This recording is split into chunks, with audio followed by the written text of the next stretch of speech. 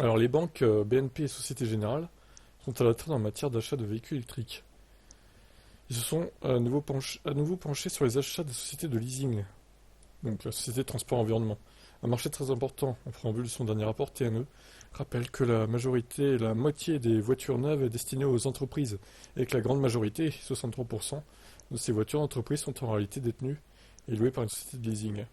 Donc en France, près d'une voiture neuve sur trois est détenue par une société de leasing et louée à des entreprises. Dans ce marché, il y a des sociétés liées à des constructeurs, mais surtout des sociétés associées à des grandes banques.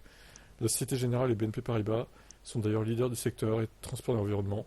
Ils accusent de ne pas jouer le jeu de la transition vers la voiture électrique. Donc ils ont regardé l'achat des voitures sur les 93 000 voitures louées en 2023 aux flottes professionnelles par les filiales de leasing de la Société Générale. Seuls 12% étaient électrifiés et BNP c'était 11% sur les plus de 80 000 voitures louées aux entreprises. Or, la moyenne du marché français l'année dernière était 17%. Et du côté des ménages, c'était 23%. Ils ajoutent que la part des gros SUV thermiques ou hybrides est bien plus haute que celle de la moyenne du marché. Bien sûr, l'ONG rappelle que les entreprises qui reçoivent des véhicules choisissent ces derniers, mais selon TNE, les clients finaux ne sont pas incités à prendre de l'électrique par les sociétés de leasing.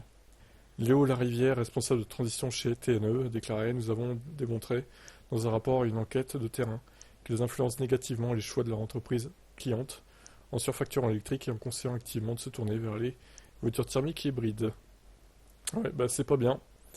C'est con parce qu'en plus BNP à l'époque il faisait un taux d'intérêt très intéressant pour acheter des VE. Mais au final tout ça c'est l'histoire ancienne, ça n'a pas duré très longtemps. Bon, qu'est-ce que vous en pensez?